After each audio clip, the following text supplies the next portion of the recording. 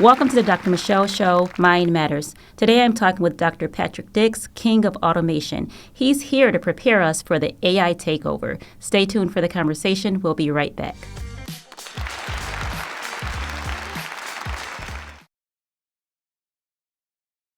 Welcome back to the Dr. Michele Show, and welcome Dr. Patrick Dix.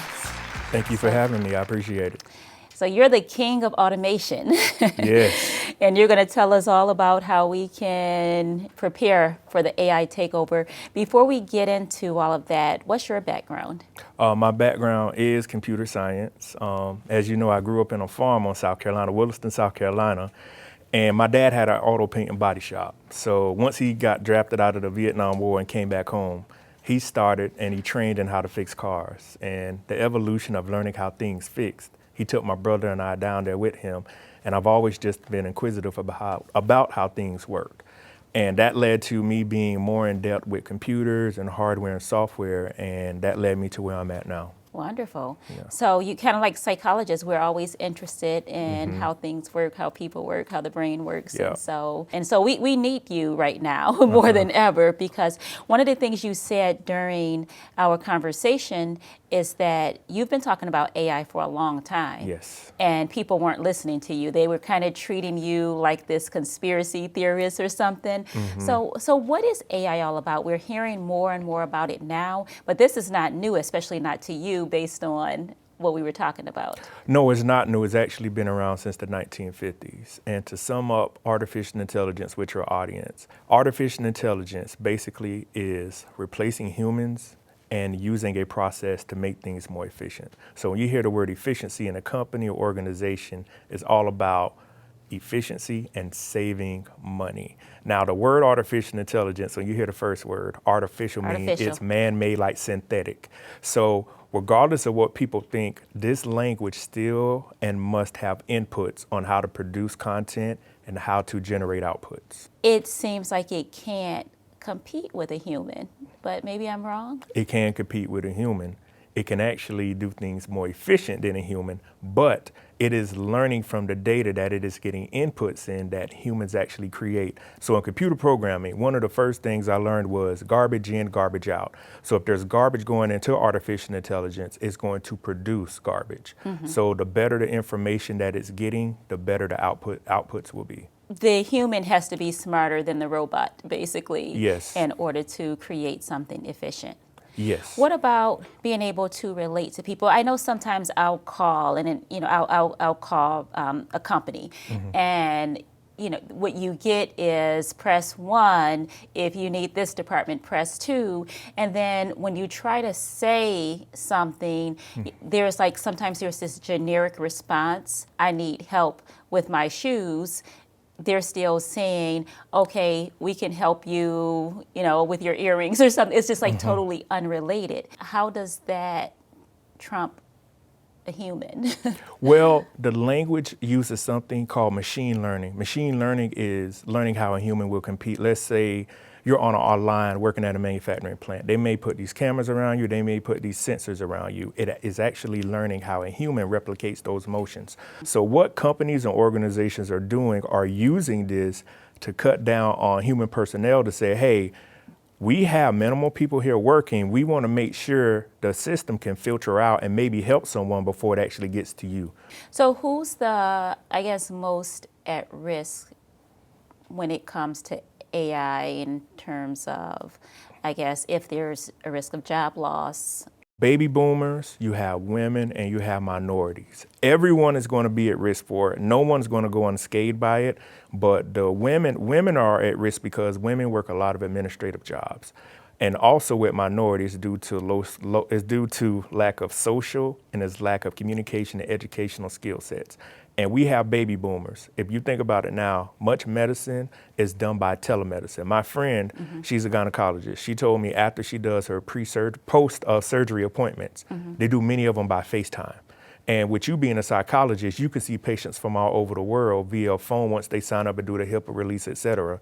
So those groups are going to be affected by artificial intelligence and automation. I'm a psychologist, and if I'm doing therapy with somebody, would a I guess, a computer be able to replace me doing therapy with that person? It won't be able to replace you. It will assist with you. Okay. So say someone is coming in new into the field. They can say, hey, I'm going to have artificial intelligence train you to bring you up to speed. So you can work with a company to say, for these 6 months, train the novice psychologist.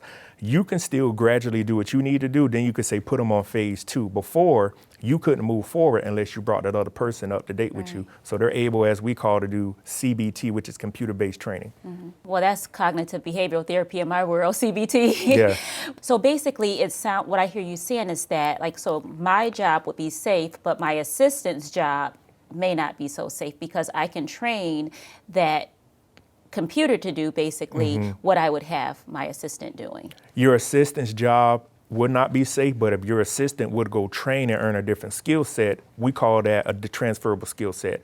Your assistant, 9 times out of 10, has a transferable skill set, a social skill set, has a communication skill set, because artificial intelligence cannot mimic emotional and human intelligence. There still must be people to do that. So your assistant, if she were to go get another skill set, she can go into another industry. So not all hope is lost. And that's what I tell people.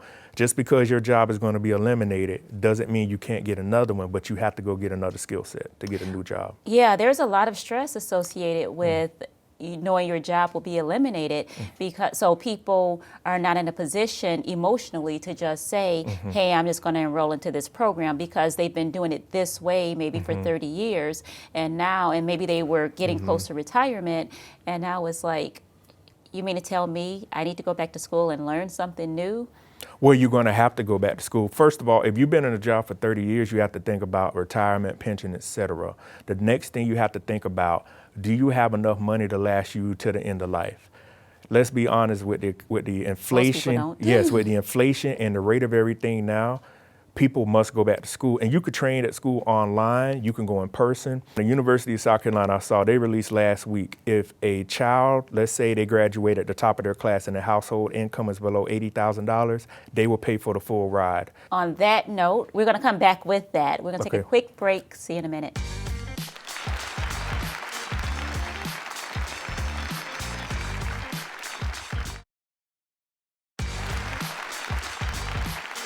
Welcome back.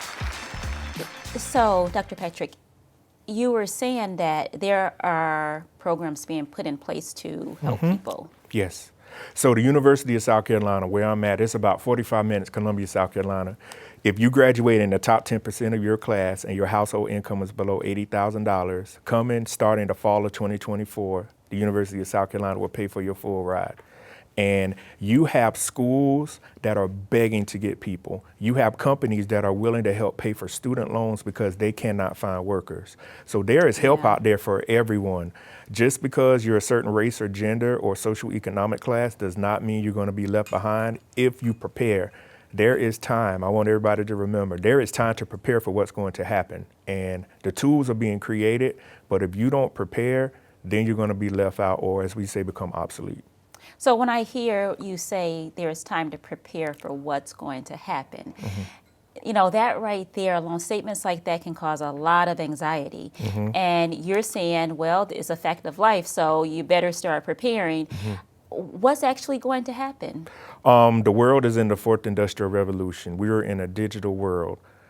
Now, people may disagree with it, but we're slowly headed for a cashless society. It's very rare you pay for anything with cash. The way work is done, the way the internet works, the way our technology works, we are moving into the light years of the world. And what I want people to realize, the United States hasn't really made any strides with technology since the 2000s. I graduated high school in 2002. The internet has been out since the 60s or 70s due to the DARPA or ARPANET project from the Department of Defense. Regular consumers got access to the internet in the late 80s, early 90s. So in the year 2000, the internet was still something new. And what people don't realize is we are still living off of technology. You think about Texas Instruments for transistors in the 60s and the 70s and CDs. Life must progress forward to keep up with the rest of the world. That's why we're moving forward. That's where coming in, retraining and preparing, going to school. Let's say I'll list the fields, blue collar, we're talking about construction, HVAC, electricians, plumbers, those jobs cannot be automated. They will use AI to help diagnose problems, but you can't get rid of those people. And in the white collar field, we're talking about biology, chemistry, computer engineering, healthcare, nursing. All of those jobs cover the environment, computers, healthcare systems. And lastly, your field, we have a very bad mental health crisis not only in America, in the world. If you get into those fields, you will definitely have a occupation. Well, you'll be in an occupation where you're able to transfer your skill set. And lastly, I hate to say it, but the criminal justice field, crime is going to rise due to the adverse effects of automation and AI eliminating jobs, because people are going to steal. They're going to use what means necessary to have food for themselves, to provide for themselves. Well, it seems like there's this gradual unfolding of all of this. Does it seem gradual to you, or do you think it's going to be like maybe it's just really, I guess, low key right now, and then there's just going to be something